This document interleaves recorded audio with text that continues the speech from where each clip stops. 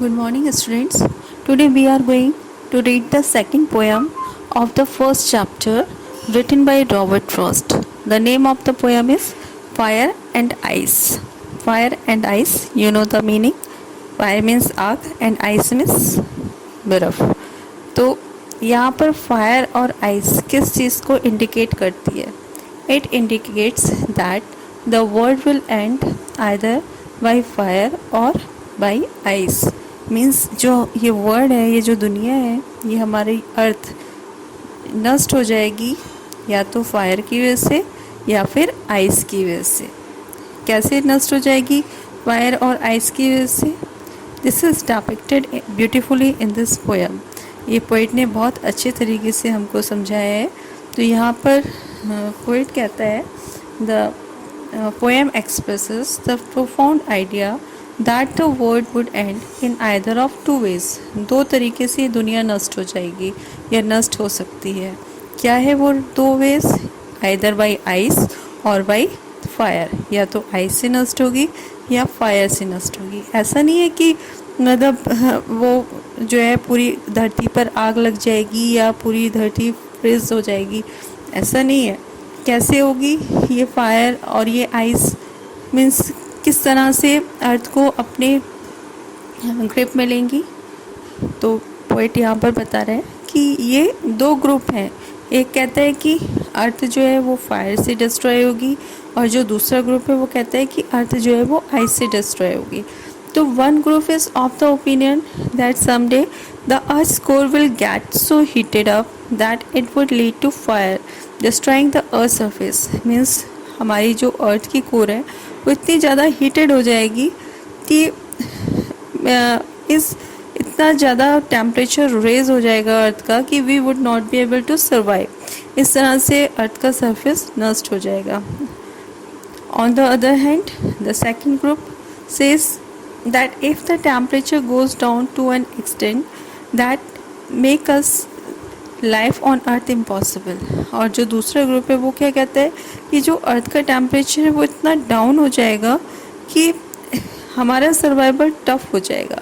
तो it would have the same catastrophic effect.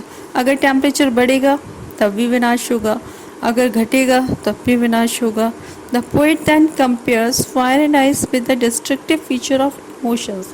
लेकिन यह पोइट की कुछ और ही ओपिनियन है. वो इस फायर और आइस को ह्यूमन इमोशन से कंपेयर करता है. मीन्स फायर हमारे कौन से इमोशन को रिप्रेजेंट करती है? डिज़ायर को. कैसी डिज़ायर?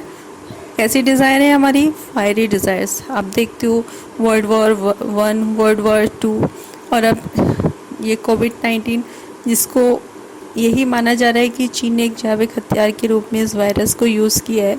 तो ये सब क्या है? अर्थ को नष्ट कर रही है ना. तो पोइट यही हमको समझाना चाह रहे हैं कि ये जो हमारी फायरी डिज़ायर्स हैं वो हमारे डिस्ट्रक्शन के लिए रिस्पॉन्सिबल होंगी. By saying so he brings about the idea that human beings let their emotions rule them and the consequences of unmonitored longing is chaos. Means हमारी जो अनमॉनिटर्ड लॉन्गिंग्स हैं, जो डिज़ायर्स हैं, जैसे किसी को विश्व विजेता बनने की डिज़ायर है, ठीक है, तो अगर हमारी ये थिंकिंग होगी तो क्या होगा? डिस्ट्रक्शन होगा ना. ऐसे तो कोई कंट्री सरेंडर नहीं करेगा. अटैक होगा, वॉर होगी, तो डिस्ट्रक्शन इज़ नेचुरल. जब वॉर होती है तो ऐसा नहीं है कि जो जीतता है उसको कोई नुकसान नहीं होता, उसके यहाँ कोई डिस्ट्रक्शन नहीं होता. डिस्ट्रक्शन दोनों साइड होता है. तो ये जो हमारी डिज़ायर्स हैं, जैसे आपने हिटलर का केस देखा था, अलेक्जेंडर का केस देखा था, तो अभी भी ऐसा ही है. तो अगर ये हमारी फायरी डिज़ायर्स कंट्रोल नहीं होंगी तो ये क्या करेंगी? अर्थ पर डिस्ट्रक्शन लाएंगी. उसके बाद अब वो कह रहे हैं कि अब आइस के द्वारा कैसे, आइस किस चीज़ को रिप्रेजेंट करती है? आइस जो है वो हेट्रेड को रिप्रेजेंट करती है. हेट्रेड, घृणा. अगर हम एक दूसरे से घृणा करेंगे तब भी हम सर्वाइव नहीं कर पाएंगे. तो the human capability of insensitivity and hatred has the potential for inner destruction. ये कैसा डिस्ट्रक्शन लाती है? Inner destruction. दो slow and steady it has the same effect that desire has on us. धीरे मतलब इसका भी भले ही स्लो और स्टडी, हालांकि जो आइस का इफेक्ट है वो बहुत स्लो है लेकिन कॉन्स्टेंटली होता है, तो इसलिए ये भी सेम इफेक्ट रखती है जैसे कि डिज़ायर हमारे ऊपर रखती है। So if given an option between fire and ice, ice would be just as good as fire to destroy the world. हम ये नहीं कह सकते कि फायर ज़्यादा हार्मफुल है, दोनों ही उतनी हार्मफुल है अर्थ के लिए।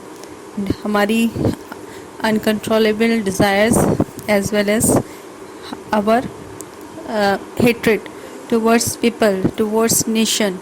तो अगर अर्थ हमको सरवाइव करना है तो अर्थ को सरवाइव करना होगा। और अर्थ कैसे सरवाइव हो सकती है? जब हम अपने इन दोनों इमोशंस को मॉनिटर्ड करते हैं। कौन से दो इमोशंस को? Fire and ice. Fire means desires, fiery desires, और ice means hatred. So this is the summary of your first poem. Hope this will help you. Read the poem.